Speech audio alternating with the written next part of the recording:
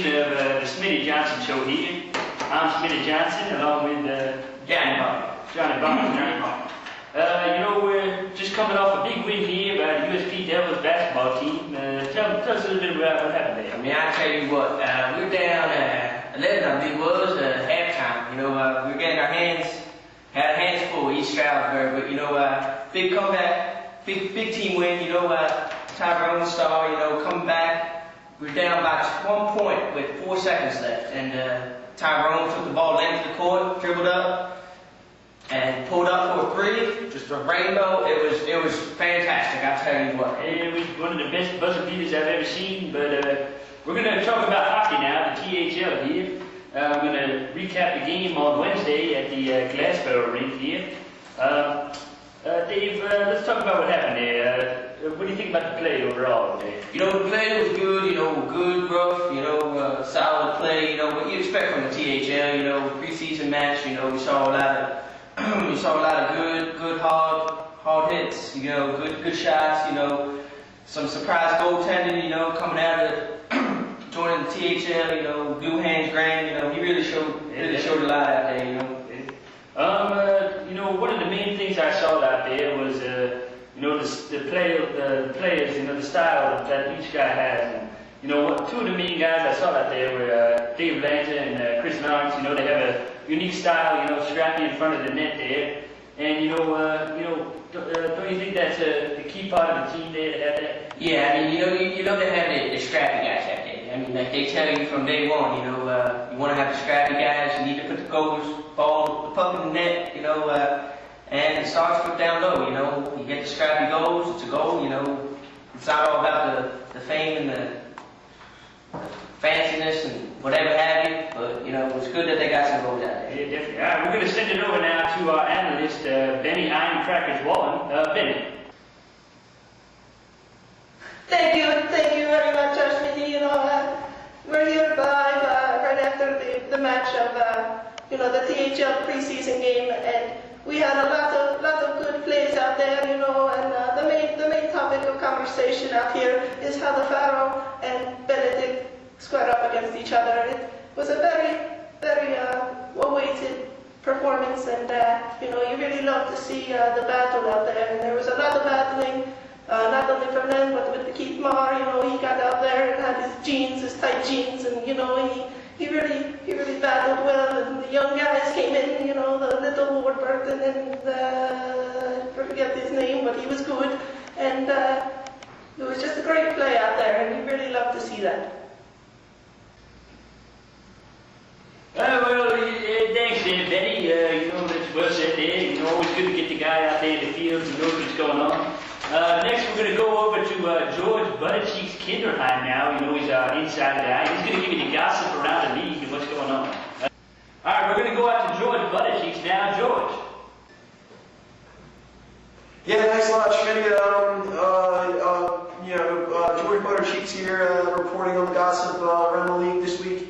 And, there has been a lot of controversy going on. The top thing that's been kind of coming into the studio is people want to know, where is Brandon Renfro? And, I really don't have the answer to that for you, but the gossip's been that he was actually taking a bubble bath inside of his home when a wild pack of alpaca llamas came busting through the side of his house. Now, that could be a rumor, that could be just gossip, but that is why I am here to tell you about this. Brandon Renfro, a key player, he was always a star player out there. The kid racked up 200 goals last season. I mean, he's a real workhorse out there. I mean, he does a lot for the team. From the bottom of my heart, I hope he comes back. I'd like to see him, but I know the emotional strain does take a toll on the player. And I just hope to see Brandon Renfro back here for the next season, if not this spring season.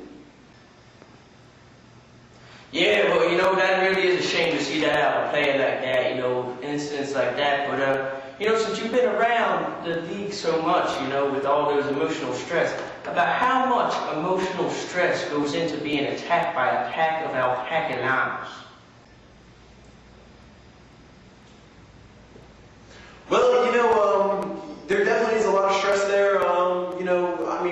Last time I saw a pack of, alpaca llamas come in was the barn burner of 1940. 42, where they actually jumped onto the rink and ate the puck. But that really ended a lot of competition out there. But as far as the stress goes, Redford's he's a strong kid. I mean, he's a real competitor. I think he'll be able to come through, and support the Boobies. They're looking to have a good season this year.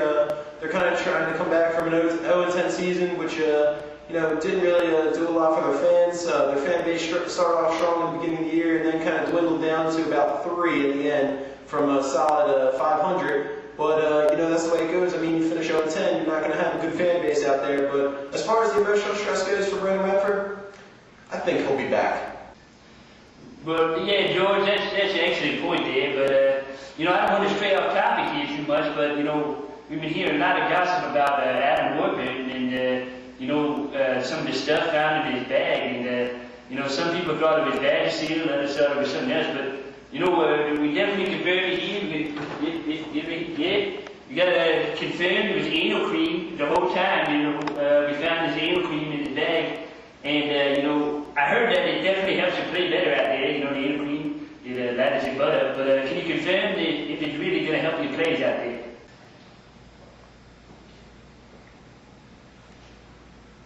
Well, thanks, Schmitty. I have heard about the anal cream being used around the league. I've heard of a few players using the one who's been, it seems like who's initiated this trend has been Adam Warburton. I mean, he's, he heard good things about the anal cream over in the Australian league where they play with the Kangaroos. But, as far as the anal cream goes, it does wonderful things. I mean, it lathers up your butt cheeks. It makes you more aerodynamic out there. And, there was a rumor that it was found in Adam Warburton's bag, and I do think it was Vagisil, but that's just me. I mean, it could have been, anal cream as well, but I'm going to guess it was Vagisil. But he has been known to use the anal cream every once in a while, but Vagisil was more prevalent. But you really you love to see that anal cream's been used along in the THL. Really does help out. But I'm going to switch it up here with the question about this. I'm hearing reports about Tim Flank, the coach of the Boobies. I heard that he hired former NHL All-Star Norman Osborn from Spider-Man to boost some morale for his teams after that devastating win this season. Can you confirm or deny reports about that? Well, I have heard of Tim Flank has hired former NHL All-Star Norman Osborn, and I actually caught up to Norman the other day, and he had this to say. Don't tell Harry.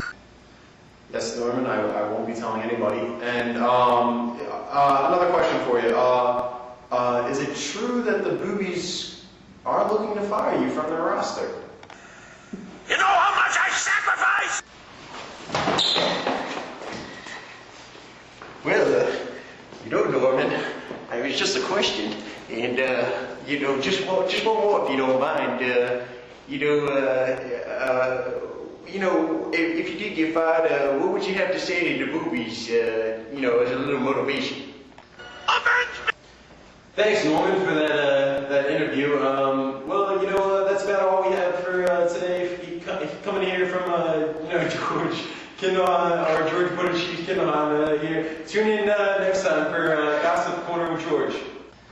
Well, thank you, George. It's certainly interesting gossip there. And we're going to sign off here with Schmitty Johnson Show, and we'll catch you next week.